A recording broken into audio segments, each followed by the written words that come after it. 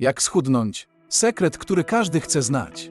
W dzisiejszym odcinku opowiem Państwu, jak samemu, bez wsparcia dietetyka, skutecznie zrzucić zbędne kilogramy.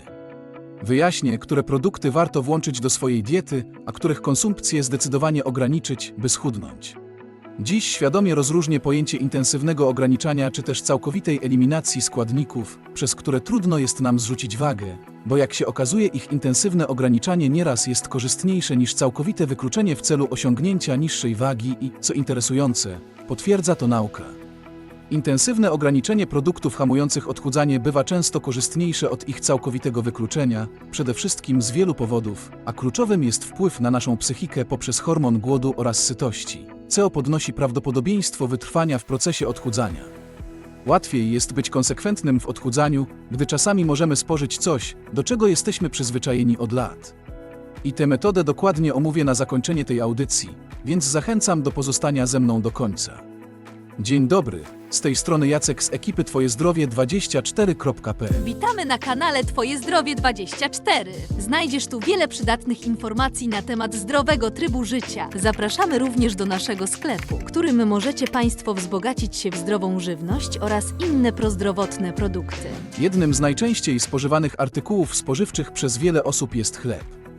Oczywiście nie potrzebujemy go całkowicie eliminować, by zgubić kilka kilogramów, bo wysokiej jakości bochenek na naturalnym zakwasie czy też chleb wieloziarnisty jest pełen korzyści, dodatkowo wspomagając naszą florę bakteryjną w jelitach. Lecz w tej chwili chciałbym skoncentrować się na chlebie białym oraz jego alternatywach, w tym na przykład płatkach ryżowych. Biały chleb zawiera przetworzoną mąkę, która jest pozbawiona najbardziej wartościowych składników ziaren, gdzie jest błonnik, co sprawia, że ma wysoki wskaźnik glikemiczny. To oznacza, że konsekwencją jedzenia wyrobów z niej wykonanych jest znaczny wzrost poziomu glukozy we krwi po spożyciu. Badania naukowe potwierdzają, że duże jedzenie produktów z białej mąki przetworzonej nie tylko zwiększa ryzyko insulinooporności, co sprawia, że trudniej jest zgubić zbędne kilogramy, ale także prowadzi do jedzenia więcej kalorii w ciągu dnia. Dlaczego? Gdyż jak pokazują badania, szybkie wchłanianie glukozy po posiłku powoduje zmiany w hormonach i metabolizmie, które prowadzą do nadmiernej konsumpcji jedzenia przez ludzi z nadwagą. Co do płatków ryżowych, które wspomniałem, są one robione z białego ryżu, który został pozbawiony otrębów i łusek, więc ponownie są źródłem z małą ilością błonnika. To powoduje, że mają one wysoki wskaźnik glikemiczny i przyczyniają się do szybkiego podnoszenia poziomu glukozy we krwi. Warto do swojej diety dodać wodę. Jakie ma ona znaczenie dla odchudzania?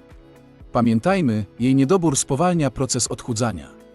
Jeśli chcą Państwo efektywnie tracić na wadze, warto zacząć od tego elementu, gdyż jest on stosunkowo prosty do wdrożenia.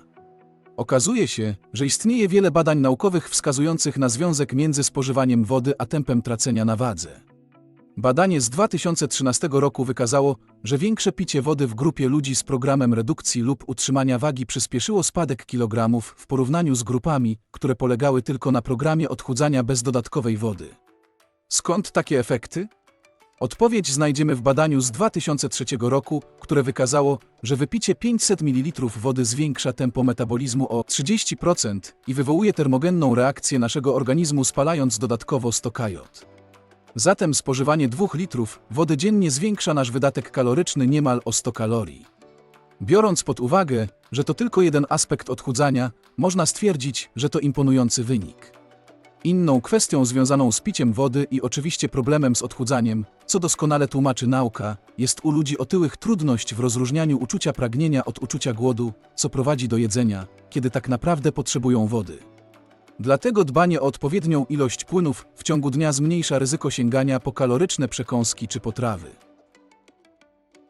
A od wody przejdziemy do cukru, który jest jednym z produktów, które powinniśmy limitować. Zapewne są Państwo świadomi, jaką rolę odgrywa zwykły cukier w naszym zdrowiu. Wpływa on nie tylko na pojawienie się wielu schorzeń cywilizacyjnych, ale również zwiększa chęć na inne słodkie przysmaki, komplikując proces odchudzania. Nic dziwnego, że znajduje się on na dzisiejszej liście produktów do unikania.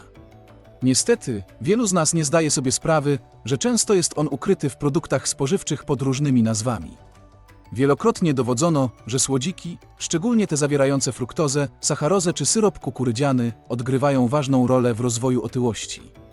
Ale niestety, produkty, które na pierwszy rzut oka nie wydają się słodkie, często zawierają dużo cukru. Są to na przykład płatki śniadaniowe, jogurty czy też niektóre sosy. Dlatego warto zwracać uwagę na skład produktów i unikać tych z wysoką zawartością cukru.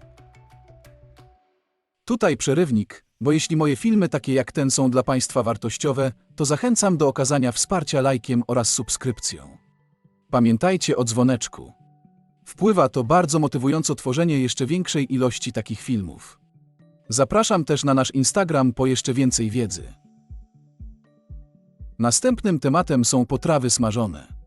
To, co warto zapamiętać, to że smażenie podnosi wartość kaloryczną jedzenia, co może znacząco wpłynąć na Państwa proces odchudzania. Jedzenie smażonego mięsa na przykład podnosi ryzyko insulinooporności. Dowody sugerują, że ma to także negatywny wpływ na bakterie jelitowe i może prowadzić do zapalenia jelit. Jaka jest konkluzja z tego? Otóż smażone jedzenie może wpływać na równowagę glukozy we krwi, co zdecydowanie utrudnia odchudzanie. Warto też wiedzieć, że ten sposób przyrządzania jedzenia może prowadzić do tworzenia substancji szkodliwych dla zdrowia. Korzystając z chwili przerwy, miałbym małą prośbę. Jeśli ktoś z Państwa chciałby przyczynić się do tego, aby nasza społeczność na tym kanale się rozwijała, to wystarczy, że klikną Państwo przycisk subskrybuj, który znajduje się pod filmem, a potem dzwoneczek, który pojawi się obok. Z góry dziękuję i wracam do tematu. Następnym czynnikiem, na który powinniśmy zwrócić uwagę podczas odchudzania, jest alkohol, nawet ten spożywany sporadycznie. Nie zapominajmy, jedna flaszka piwa dostarcza 250 kalorii, co przekłada się na kolejne 1,5 kilometra spaceru w umiarkowanym tempie, aby spalić te kalorie. Alkohol, podobnie jak sól, ma pewną ukrytą stronę. Badania wskazują, że picie alkoholu zwiększa ryzyko sięgania po jedzenie bogate w kalorie. Spożywanie posiłku późno wieczorem może utrudnić osiągnięcie pożądanej sylwetki. Dowiedziono, że jedzenie na późno obniża poziom hormonu sytości i zmniejsza spalanie kalorii następnego dnia. Nie zapominajmy też, że kolacja pełna kalorii może podnieść poziom kortyzolu w naszym organizmie, co z kolei może spowalniać proces odchudzania. Przechodząc dalej, chciałbym omówić wpływ solonych produktów na proces odchudzania. Pewnie wielu z Państwa preferuje słone przysmaki i myśli, że są one lepszym wyborem niż oczywiste źródła cukru jak bateni czy ciastka. Niestety, muszę Państwa rozczarować, słone przysmaki nie pomagają w odchudzaniu. Jednym z głównych problemów związanych z solonymi przekąskami jest ich zawartość tłuszczów, w tym tłuszczów trans. Te utrudniają proces odchudzania. Badania z 2016 roku, które analizowały wyniki 18 innych badań, pokazały, że wysokie spożycie sodu wiązało się z większą wagą i obwodem talii. Dodam tylko jedną informację dotyczącą soli. Badanie z 2015 roku wykazało korelację między dużym spożyciem soli a zwiększonym ryzykiem insulinooporności. A jak już wiemy, insulinooporność sprawia, że trudniej jest zgubić zbędne kilogramy. Nie możemy też zapominać o znaczeniu dobrego snu. Jego brak lub słaba jakość może wpływać na nasze wybory żywieniowe następnego dnia. Hormon regulujący rytm dobowy, melatonina, wpływa również na metabolizm glukozy. Niektórzy skupiają się na dokładnym liczeniu kalorii, co może okazać się pułapką. Nasz organizm przetwarza kalorie w różny sposób, w zależności od wielu czynników, takich jak bakterie jelitowe czy indywidualny metabolizm. Jednym z potencjalnych zagrożeń jest również przetrenowanie. Chociaż regularne ćwiczenia są kluczem do zdrowia, nadmierna aktywność bez odpowiedniej regeneracji może spowolnić proces odchudzania. Kompromisem może być zasada 80/20, która pozwala na balans pomiędzy zdrowymi wyborami żywieniowymi a okazjonalnymi przyjemnościami. Polega ona na tym, że 80% jadłospisu powinna stanowić nisko przetworzona, wartościowa żywność, czyli warzywa, owoce, produkty zbożowe, produkty mleczne, jajka, mięso, ryby, nasiona roślin strączkowych, orzechy i nasiona i tym podobne. Natomiast 20% to żywność rekreacyjna, np. czekolada, chipsy lub pizza.